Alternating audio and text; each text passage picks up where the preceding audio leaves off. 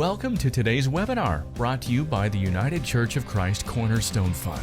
Thank you for joining us. The Cornerstone Fund, now in its 25th year, offers faith-based, socially responsible investments to individuals, churches, and nonprofit organizations of the United Church of Christ. With these investments, the Cornerstone Fund provides low-cost financing options for local churches and affiliated ministries across the country. During today's webinar, our presenters will offer 45 minutes of expertise, followed by a 15-minute question and answer period. You may submit your questions at any time during today's webinar by clicking the Q&A button on the bottom of your screen. Before we begin, however, let us first quickly introduce you to today's presenters. For full bios of each presenter, please visit cornerstonefundwebinar.com. Maria Coyne is a financial services executive with more than 30 years of banking experience in both commercial and retail banking.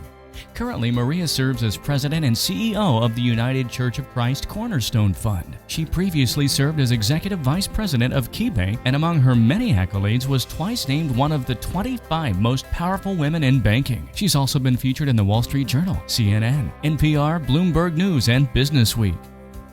The Reverend Courtney Clayton Jenkins is a sought-after preacher across the country and serves as senior pastor and teacher of South Euclid United Church of Christ in South Euclid, Ohio, one of Greater Cleveland's fastest-growing congregations. She was this historic congregation's first woman and first African-American senior pastor, and has now served South Euclid UCC for nearly 9 years. Rick Ziska is an award-winning architect and is principal of Ziska Architecture. Rick is a certified architect and has LEED accreditation. Ziska Architecture has worked on tens of religious organization projects, from construction to renovation. Now, let us get started with today's webinar. Courtney Clayton Jenkins from South Euclid United Church of Christ in South Euclid, Ohio, and Rick Ziska of Ziska Architecture to begin the discussion of how we design property to better match your ministry and mission. Again, we will allow time for Q&A at the end of this presentation, but please submit any questions you may have throughout the presentation. Also, the materials that we go through today will be provided through a link on our website at the conclusion of the webinar. So let's go ahead and get started. Church buildings tell a story. And let's be honest, you can tell a lot about a church just by looking at how they're utilizing their facility. It's a bit of a love-hate relationship, if you will. But if we have them, they should be utilized to deliver our mission. One study shows that building and facility effectiveness is related to most all aspects of ministry and organizational effectiveness. Church buildings and facilities are tools for mission and ministry. The study also shows that churches who design their buildings and facilities on mission and on purpose are much more satisfied, not only with their buildings, but with the correlations to their mission. Having clarity of mission and purpose and connecting that to the building design is important. We always start mission first and then plug in your real property to determine how you're going to deliver that mission. Actual designs that consistently were valued were designs that had open and flexible space, and space that was inviting and comfortable. Churches that had high building and facility satisfaction consistently used their building for community events and organizations, bringing the community into the church. The sense that the building was not just for the church, but for the whole community increased the satisfaction that members had regarding their buildings. So let's run through what we've seen lately in the top 8 church design trends. The first trend is adding more light. With recent LED screen technology, it's really been a game changer.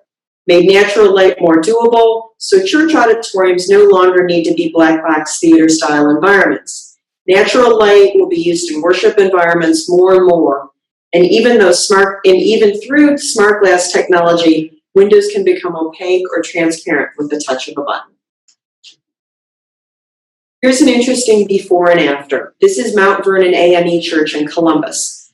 You can see in the before photo, it was dark and dated with paneling and red carpet. Raised ceiling, so they raised the ceiling, repainted walls, added lighter carpet, and reconfigured the lighting and adding fixtures to fill the entire space. Even in the existing pews look different in the after photos. Windows, glass walls, and movable doors are being integrated more and more. Allowing more natural light in is a wonderful and needed aspect in today's design. Transparency is vital to keep a fresh approach, as well as bringing more indoor-outdoor scenarios to the table. The trend of open concept works when trying to achieve a more natural, organic, and warm feel. Here's another before and after example. This is Bellefontaine First Church of God in Bellefontaine, Ohio. The church felt constrained and only used for worship space. In the after photo, you see there's a new platform which is lower, broader, and on a single level. There's movable choir risers. The front pews were removed to add movable chairs, and they added multiple layers of lighting and AV technology. The second top design trend is embracing flexibility. We see many churches today trying to create flexible space. First example that we have here is Bridgetown Church of Christ in Cincinnati, Ohio. No church design is too small. They changed out the carpeting and permanent pews, and it's not as restrictive anymore. And also you see the platform is less cluttered. Many churches we've seen have removed pews to create more flexible, more usable space. This is another example of a UCC church, Judson Memorial Church in New York City, where you see the ultimate in creating an open, flexible space by having fully removed pews and being able to use the space for multiple purposes. The third trend is creating a sense of intimacy. We're seeing a continued trend toward transforming large, open spaces into smaller, multifunctional ones that encourage community interaction.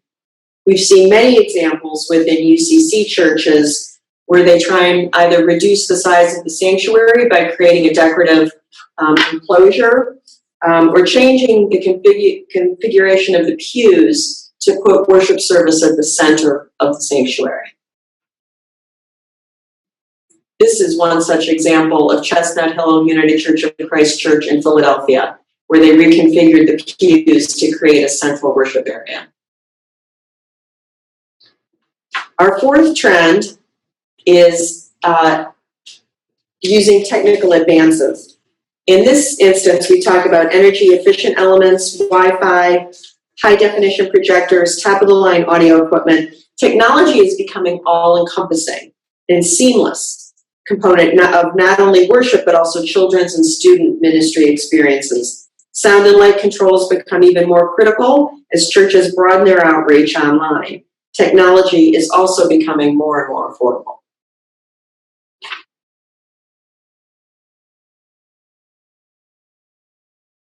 Our fifth trend is expanding connection space.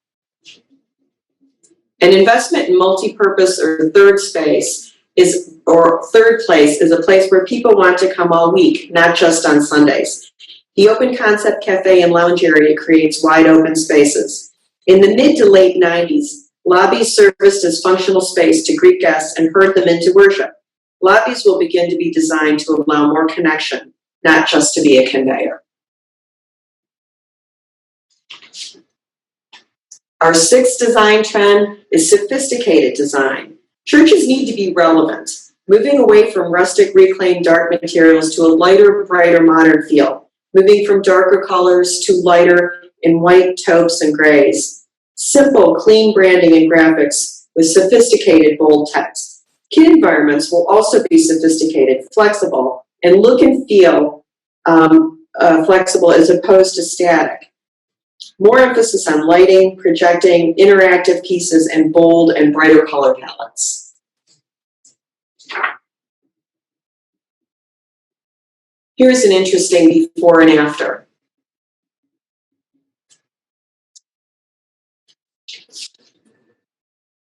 Seventh trend is outdoor patios. Some of the best spaces begin with the outdoors inside.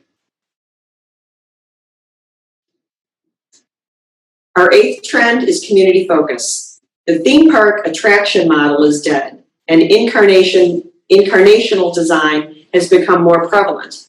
Churches don't want to amuse people. They want to see them transformed. So instead of trying to wow their community, churches hope to serve. Church lobbies are beginning to feel more like co-working environments that are available to locals to pop open their laptops. Fewer frills and more service, taking connection space and opening it up to the community.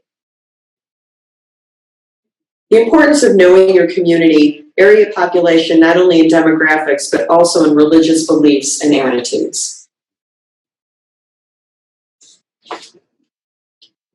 These are our top 8 trends. So what are the steps forward for designing or redesigning your space? First, you have to look at the trends relative to your church. Where are you in your church life cycle? Is your church in the early stages of its growth?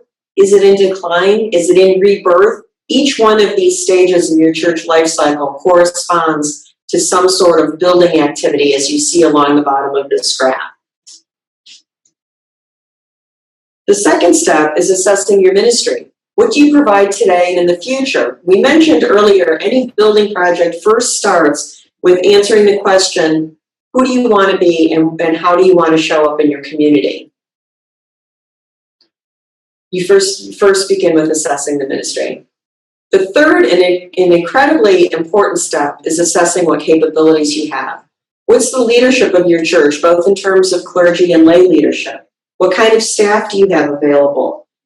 Are your members involved? Can you create committees of people that can be activated to help you determine how to use this space? What's the financial condition of your church? Are your financials on solid ground? But we were just talking about the importance of engaging the right partners, particularly the importance of selecting the right architect who may in fact wind up being your representative for your church. It's very important that there's good chemistry there, that there's a good fit. So look for comfort in communications. Obviously, you'll want someone who's licensed and has a good reputation. Don't be afraid to check those references. Ideally, there's somebody that's experienced in church or other religious organizational projects. And take the time to maybe talk to people who've done previous projects with that architect. We always recommend interviewing at least 3 to 4 different firms, and then have a predetermined set of questions that you'll ask them in advance so that you can rate them based on the responses to all of those questions. Cost should not be the only determinant in selecting your partner as an architect. Lastly, the last step before you decide to move forward to the next phase of the project is making a plan. There are many types of plans. Some churches and facilities start with actually a master plan of the campus, just to know where they are today and where they may want to go in the future. It's also good to have a financial plan. Get your church financials in order, determine what your options are in terms of borrowing or raising money through capital campaigns or both. And forming a building committee is always a good idea. Sooner rather than later, seek people that have expertise and can help you vet these partners and make choices as you go along the process. And with that, I'd like to invite Pastor Courtney to share her point of view. Thank you so much for the opportunity to be here and to share with you today. I want to begin with this statement: the church is a people, not a place. If we have a healthy group of people, then we can have a corresponding healthy place for them to come and to gather and to worship. And even though we understand that the church is a people and not a place, we also understand that it doesn't mean that place does not matter. Place does indeed matter so much. In that I think it opens up people's ideas and thoughts to giving your church a try or an opportunity. Certainly when we moved into our brand new space, we saw our visitor numbers move to almost 50 plus visitors per week because we were in a brand new space and there was curiosity about who we were. And so place is important. And the reality is we are building both bridges and buildings. You might say that's a weird statement to say, but it's true. We're building a bridge to our future, and our building is one of the ways that we do that. I'll share this verse of scripture with you found in Luke chapter 14. Suppose one of you wants to build a tower. won't you first sit down and estimate the cost to see if you have enough money to complete it? For if you lay the foundation and are not able to finish it, everyone who sees it will ridicule you, saying, this person began to build and wasn't able to finish. So part of this does go back to what my colleague shared in terms of your financial resources being together, but it is a deeper question about what is the cost. It's not just cost in dollars. It is cost in time. It is cost in people. It is the cost of saying goodbye to things that used to be a part of our mission and our vision and who we were. And it's a cost of saying yes to something brand new. And so we want to look at it in the fullness of the process. And so we begin this by, I want to throw up some bridges. A bridge gets us from one place to the other. But the power of a bridge is learning its strengths at every single angle. There are posts that help to hold that bridge up. It must connect at one point, get us to another point. What are the materials? Is it wide enough to carry our vision? Is it strong enough to hold our church, but also to hold the community? And so it begins by looking at this from every angle. It brings me to three particular items I'd like to share with you. The first is that mission matters. Mission is a simple declaration that broadly states the underlying purpose of an organization's existence. What are we doing here? And here's the key question in this season. Too many churches that I experience have had the same mission statement from earlier on in its existence. That mission may change based on the people who are coming in the church. That mission could change based on who we are trying to attract to the church. That mission could change based on the leadership of the church in that time. Perhaps underneath another pastor's leadership, there was a huge passion for animal rights and animal advocacy. And under a new pastor, there's a brand new passion for environmentalism. If we don't ask God, what is our call? What is our mission? What is our challenge in this season? Then we miss the opportunity to be the church God is calling us to be now, but also to evolve into the next chapter of the church that God is calling us to be. During my leadership at South Euclid, we moved through several different mission statements, and the first one was building off of the old mission statement. I worked with a committee of 40 plus people. That's what it takes early on in the pastorate. The next time around, we revised the mission. We brought that down to a much smaller committee. And now, having been there after 9 years and after much prayer, not just about where we are, but also who we need to be, transforming the lost into the found is our call to be to evangelism. If we are not engaging people, then we are missing the opportunity to be the church. What are they following, or who are they following? They are following Jesus Christ. That is who we are called to be. And then what is our formula for moving people from brand new believers to full disciples of Jesus Christ? Gather. We come together for worship. Grow. We put curriculum together for you to learn more about our faith, give generosity of time, talent, and treasure. Go our service into all the world. And so once we land on that, we are in a stronger place for us to be able to know what we are called to do, and what I like to say are good ideas, but not God ideas for the here and for the now. We are told that by the year 2050, that 50% of churches in America will close. And I believe that a lot of those churches will close due to lack of mission and lack of a culture that makes that mission possible. Culture matters. Culture matters just as much as mission does. Culture is what is the necessary environment for the mission to be achieved. I sit with pastors, oftentimes consulting, and I ask them, what do you see? What is the call? And so few people can describe the direction that they want to go. But then when I ask the question, what do people need to feel to buy into the mission? That is where we lack sometimes even more of what we need to move people in the proper direction. What do I mean by feel? If we say our churches are going to be hospitable and practice extreme hospitality, but when visitors come in, and they sit in Mrs. Jones's seat where she sat for 25 years, that is a culture issue. Do we believe that our culture is about ownership in terms of this is my seat? And when we had that problem as we grew as a church, I addressed it head on. No one here owns a seat. It's not our culture to have an ownership of your seat.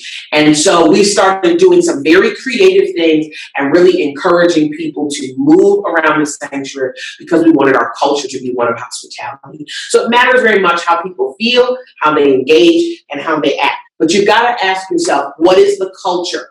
And you need to know where that's at.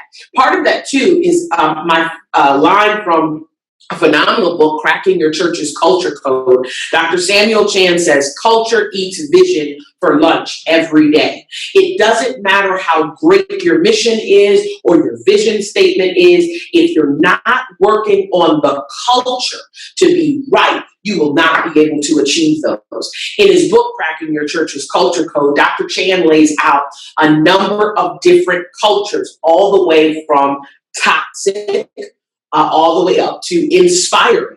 And every couple of years, and I just did this a couple of weeks ago, I take a culture survey of my congregation. I think I'm harder on myself as the pastor. I feel like we're down in the pits. And then I ask people, what do you think of the culture? It's important that you can't fix what you won't face. So if you don't know what culture you're in, you can't fix it. You can't know its strengths and its weaknesses. And that is indeed how you begin to move and shift your culture. And then finally, we should not neglect the community. When we moved to our brand new space, which we're going to show you in a few minutes, I wanted us to be community architects. I knew I was working with our church to build with our mission in mind and our culture in mind, but I also wanted to be a church that cared about the community and communicated that. So we asked the question at nearly every turn with our wonderful team of architects, Ziska, that we work with, how does this space engage the community and how do we build it? So we took our gym and we opened that space up. We realized that the old sanctuary would not work.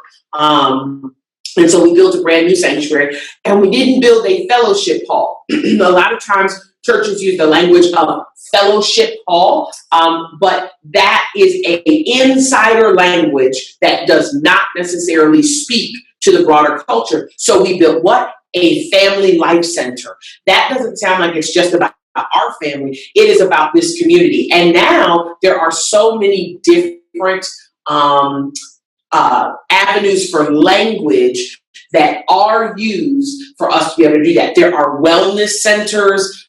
We use Family Life Center. There can be a community center. What a powerful statement it makes that there's a community center on the church's property. It lets the community know that they have ownership and buy-in as well. So let's show you a little bit about who we were and where we're moving to. So in this first slide, you see the old Euclid Avenue Congregational Church. It's all good. I'll get back to it. We use the old Euclid Avenue Congregational Church.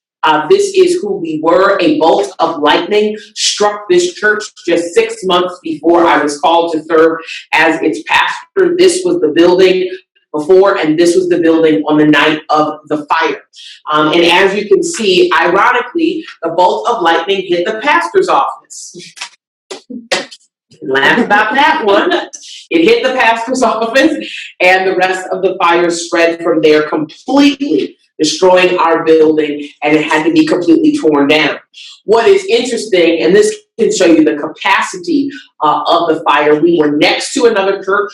We were also next to Cleveland Clinic, sandwiched between a church that had gone through a renovation by building on a family life center. You can see it there by the fire trucks, and sandwiched between the brand new renovations of Cleveland Clinic. So here sat this older church with 13 parking spaces. It was certainly an architectural gem, but it wasn't necessarily attracting people to come inside. And so the fire took us completely out, and we understood that mission matters, culture matters, and community matters. And even in our interim period, we had to start asking those questions in the in-between. So in the in-between, we actually worshiped in a local church that had moved. We were up in their sanctuary.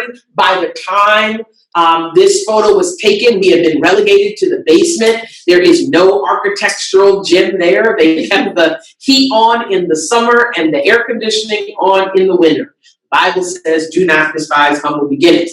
But we utilized this space. This was the space, if I could say, where the magic happened, where people came in and we dealt with these issues that we were on our way to being a dying church then. We had 40 people in our congregation on my first Sunday, and today we have over 400 people who worship with us on a Sunday. But it started with the work of mission, of culture, and of community, all the way down to asking ourselves, what kind of community do we want to be in?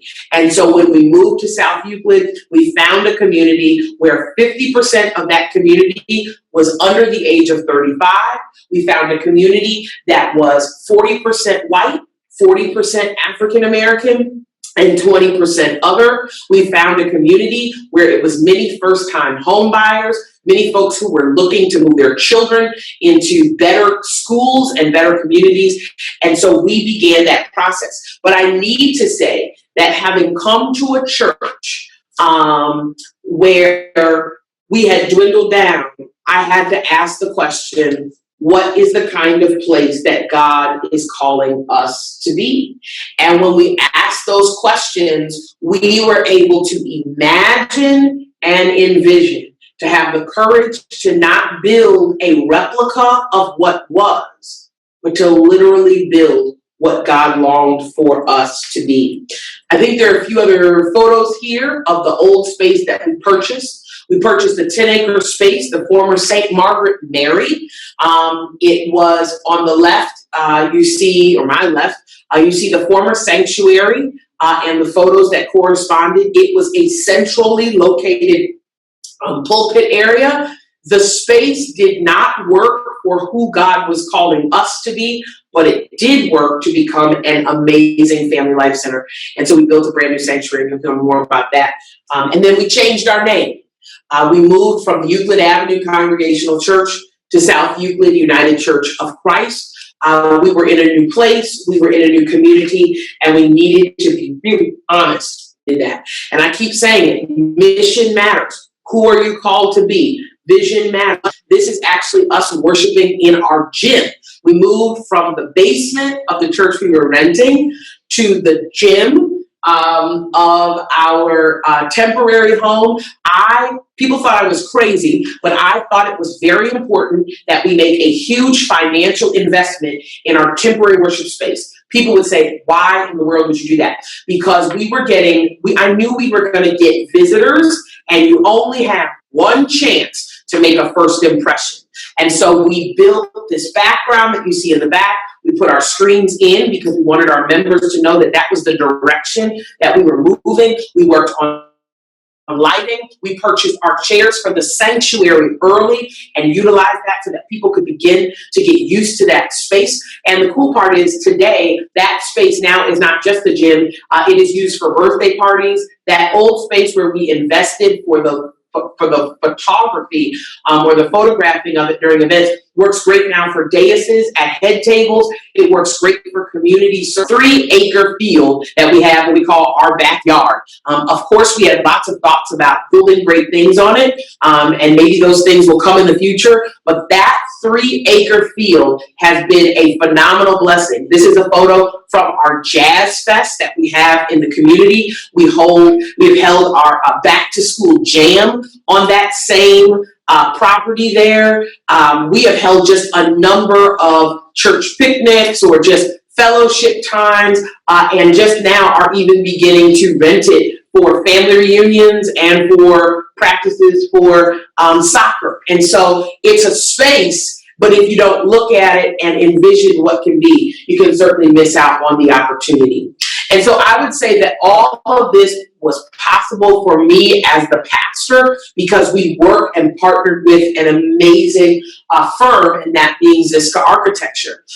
It's important because we had objectives, but as the pastor, and what you said was so important, I could not, it was virtually impossible to build a congregation and a building at the same time. I'm working with 40 people. I'm trying to make miracles happen. I'm trying to do something with 2 fish and 5 loaves. And I can't also at the same time, in trying to shift the culture, also be bogged down. And so it's so important.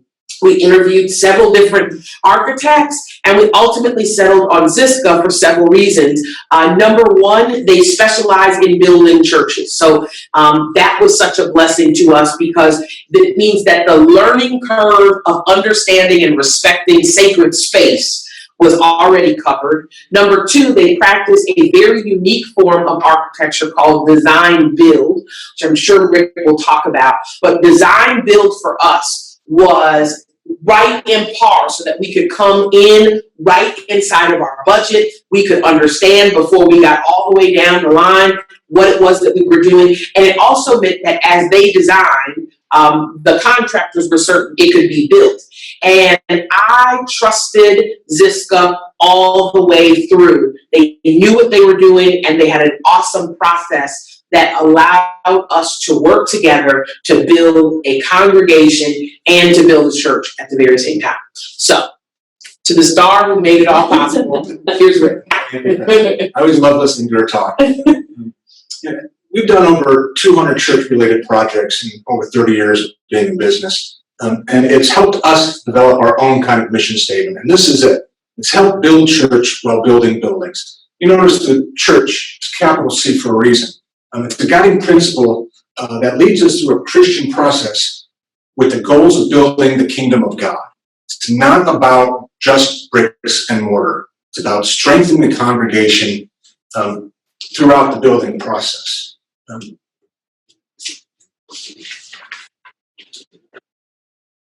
And we talk about how we do that. And our guiding principle throughout all this is honor all ideas. A lot of architects say they listen to their client, and typically we do, but in churches it's a little bit different. When we say we honor all ideas, we do an active listening. It's not passive, because when someone says, we're going to get 100 different ideas and opinions, and it's so easy to say, okay, thank you, and move on to the next one. But as an active listening, we bring those ideas back to committee where we discuss them and discern them. After that, and we're always balancing those ideas versus the church's mission statement. Will this opinion help or hinder? Is it within scope? Is it within budget? Is it a good idea? Is it a bad idea? And then we bring it back to the congregation, and this is very important. And we go over all the things we've heard. And we talk to them, and we say, maybe this is a good idea, but we couldn't do it because of this and this. And that's an important process because we want to make sure that they've been heard. They deserve that respect and the dignity of a thoughtful response. This is building church, and you know you've been successful because when it comes time to fundraise, they'll tell you if you're supportive through their pocketbook. Mm-hmm. And every building and every project that we have, we're always asked, what are the challenges are going to be? And with churches, most challenges are pretty much the same, but with unique aspects. They might be political in nature, where maybe half the parish doesn't want to build and half the parish does, and how do you manage and build those bridges that we're talking about. Other might be personal, people with personal agendas that you have to go through. Mm-hmm. Sometimes it's not what is said that is an issue. And the other things might be physical, like a challenging site, or oftentimes when you're talking about renovating or building a new church on an existing site, there are parents and grandparents whose fathers have gone after work to help build that church, where their kids have been baptized, where they've been married. And of course, there's always scope and budget. And you can go down the line and read, and, Pastor, how many meetings? I think we had over 200 committee meetings. in the development. I had it right too. But it's very important to engage everyone. You want everyone to take ownership, not only of the process, but the building at the end. You hear a lot about, how do you bid this project? How are you going to get the best bids? And there's a couple different, what we call delivery methods. One I'm showing you now is called design, bid, build. And that's really the traditional way that's been done for decades and decades and decades, where the owner hires an architect, engages with a contract with the architect. Our architect does the drawings, we send them out to bid, and we're all there praying that the bids come in right where we need them to be. And then the low bidder has a separate contract with the owner. You can see that red line. There's an inherent conflict between the architect and the builder because we're both contracted to the same person. That's when we start talking about change orders, and that's when you hear about the fighting that happens. Mm-hmm. What we do is a little bit different. It's called design build, and it creates a one contract, one entity, one team, where all three of us come together, the owner, the architect, and the builder. The owner has control of scope, the builder has control of cost, and the architect has control of design. You see that triangle, you can think of a bench. If any one of those legs of the bench falls off, then the whole bench can fall off the seat. So we work as a complete team throughout the very beginning of the project.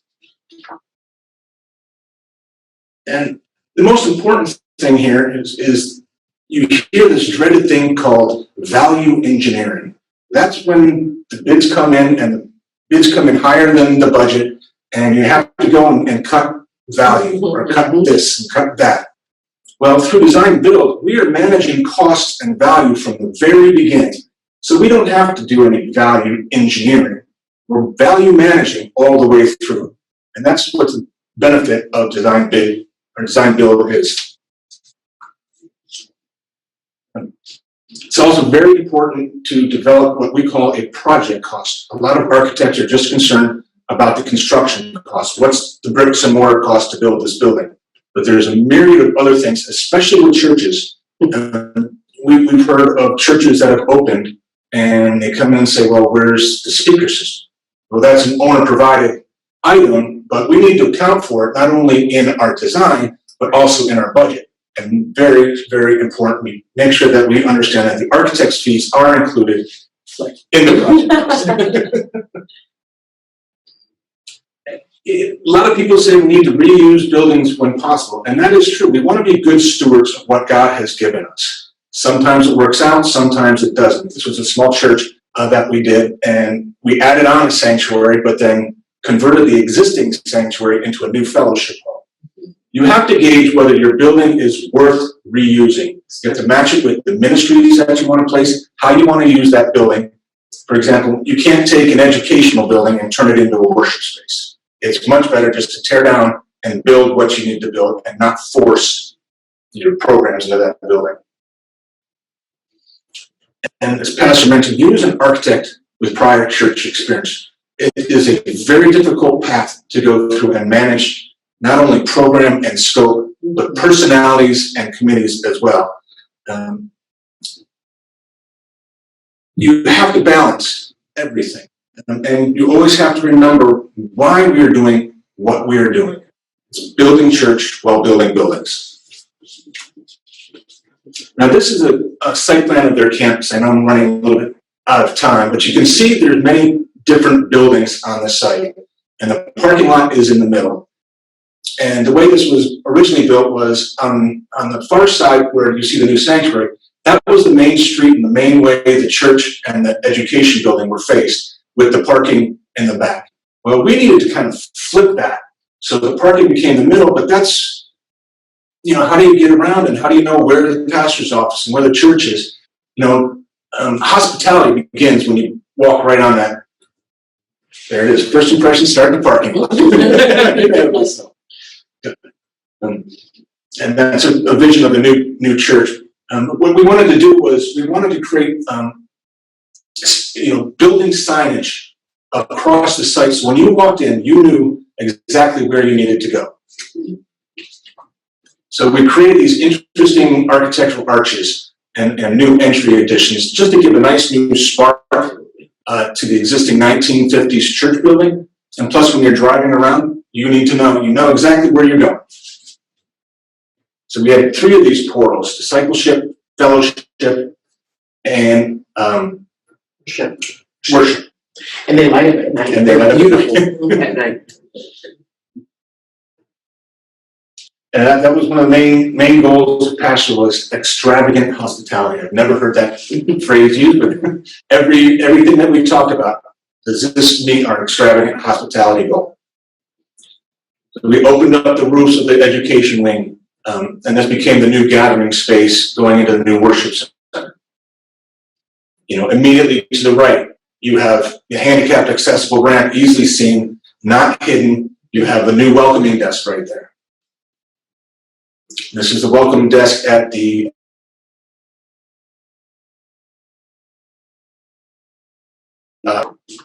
this was the pastor's goal for the worship experience. Open, it's large, but as you see, it is intimate. This church seats 500 people, but you were never far more than 10 rows from the altar platform.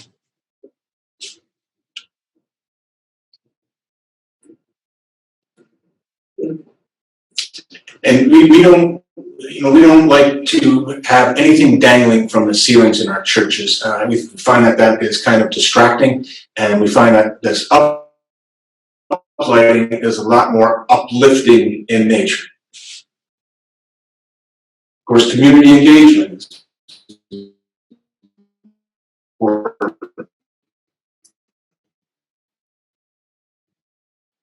So it had to be their temporary worship, and by the first coming in. We did something interesting for that altar area, but it's also designed that you could have other presentations or bands that come in. It has full speaker system. So we look at ways how we can use spaces and multi-use, because we know that capital funds are hard to come by, and we want to make sure that every space is utilized as much as possible.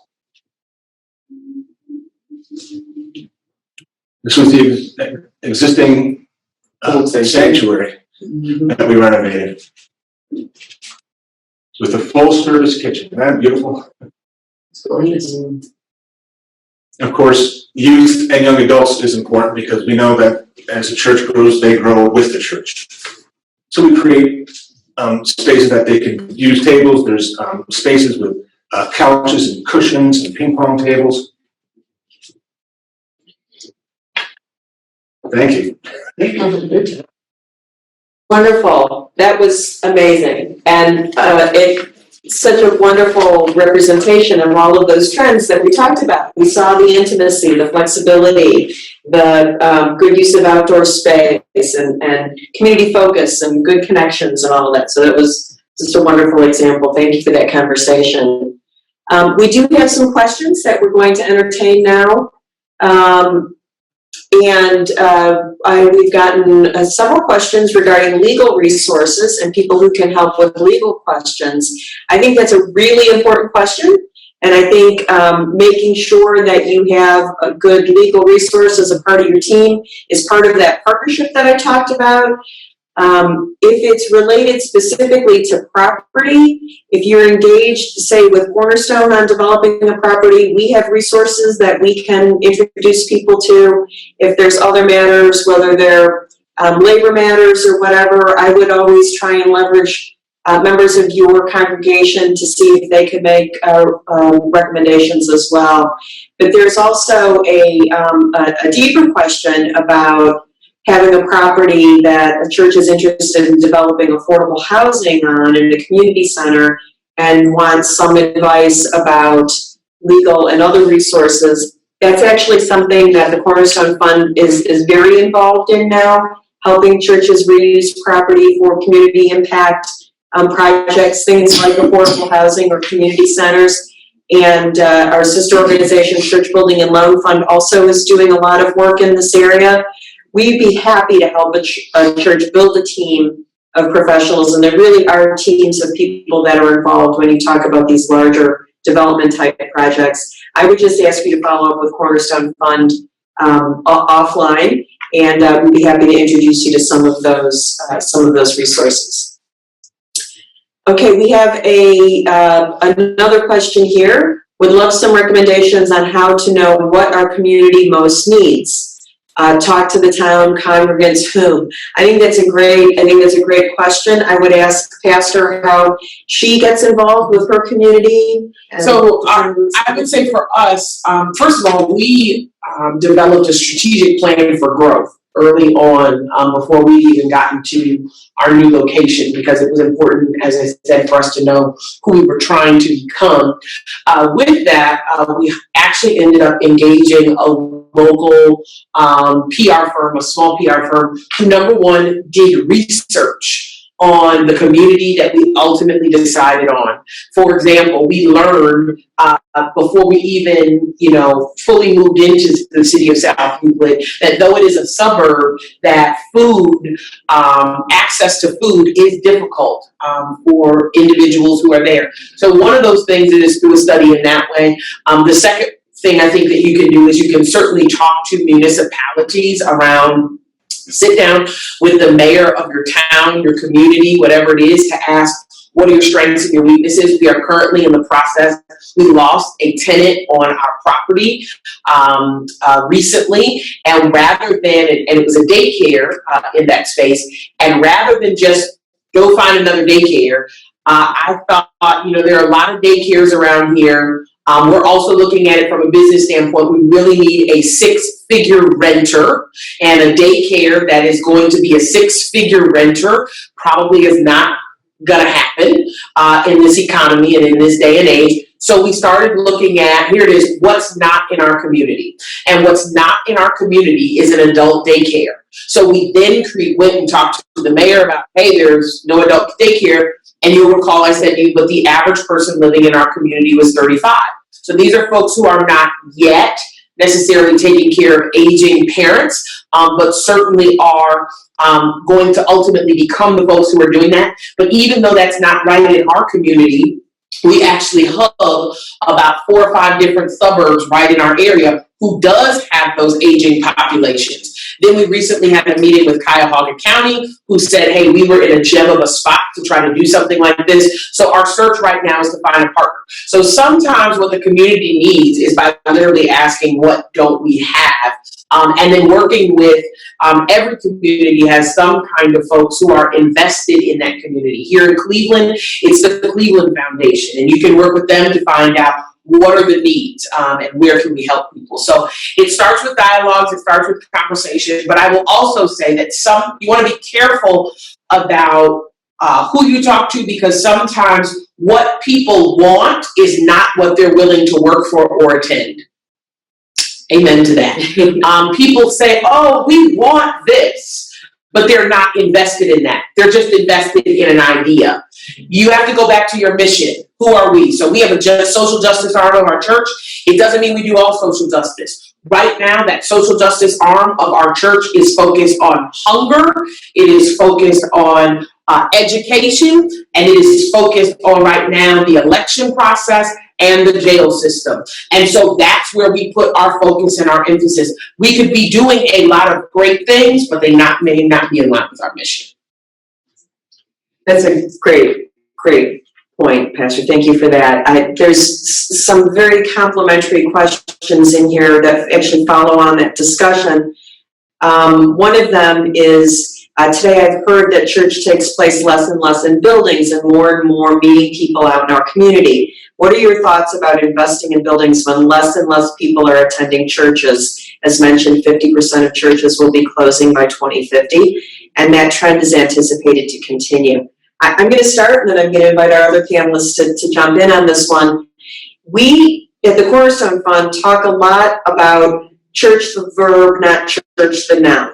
So church is not simply the building. It's how you show up in your community and what you do when you're in that community, and taking your real assets, taking your property, and turning it into something that's an actual resource for the community. To me, that's when it makes sense to invest in your building. When you're inviting the community in and you're offering services that are complementary to your mission and to the ministry that you want to provide. And it's not simply a place that you go to worship on Sunday morning, but it's a live, vital meeting, congregating place 24/7, 365 days of the year. I think there's still valid reasons to invest in church property, but not simply for 10 o'clock on Sunday morning. The thing I would add is something I recently saw that said the old school model of churches was the restaurant model, which is we have a kids menu, we have a vegan menu, we have a gluten-free menu, we offer this, we offer that. The brand new model for churches moving into the future is less about a restaurant and more about a food truck. What does your church specifically do and do well, and focus on building that up? And then these new models are more about, even if in our church we have 2 or 3 groups of people that are very passionate about these 2 or 3 areas, them going out, engaging those, and then bringing folks back. I think it's also about, in having buildings, it is also about getting as many people through those buildings, and it's not just for Sunday worship. So we recently started renting our building. That's that's a subtle way to grow your church, because people come in who maybe would never set foot in your church, and you have an opportunity to make an impression. So sometimes, like when we're hosting certain events, we'll ask the event or the sponsor, would you mind if our church provided a greeter? So that as your people come in, so I think it's about looking at different models, and it really goes back to mission. What is God calling us to do? Who is God calling us to be? Thank you. There's another question from a pastor who said they recently purchased their neighbor's property and they're looking for new ideas because they can't currently afford the original vision or plan. I think this is a very, very interesting question. And I think, again, we have to go back and ground ourselves in mission and ministry. And is there some interim type of project that you can engage in? Is there a partner that can help you develop that property? Is there a partner that's consistent with the mission and ministry that you want to deliver? Or is there a phased approach that you can take to using that property in a way that would be beneficial over the long haul? Do you have any thoughts on that, Pastor? I know, because I got caught up reading. So I'm so sorry. It was they're no longer able to afford their original vision for an adjacent property. I think one of the things I saw an article, for example, the other day that I thought was really cool right here in Cleveland that said the city was looking at trying to use students to rehab properties to help build the skill set of future construction workers. Mm-hmm. What does this mean? We can look at this. One of the things we've envisioned is around, we were just talking about with houses, we talked about, hey, could we do something with reentry? Could we take people who are coming out of the prison system, have them become, be apprentices, if you will, to our maintenance staff who are not only just really good at what they do, but they're also like teachers at heart. I think I like to say that, difficult moments can birth creativity if you allow them to. And I think that's what you have to do here. That was the vision for back then. God, that didn't work out. What would you have us to do now? And I dare you to put in the spirit of honoring all ideas, brainstorm all the things you could do with that space, all the things, and then begin to ask ourselves, how does it fit and meet our mission?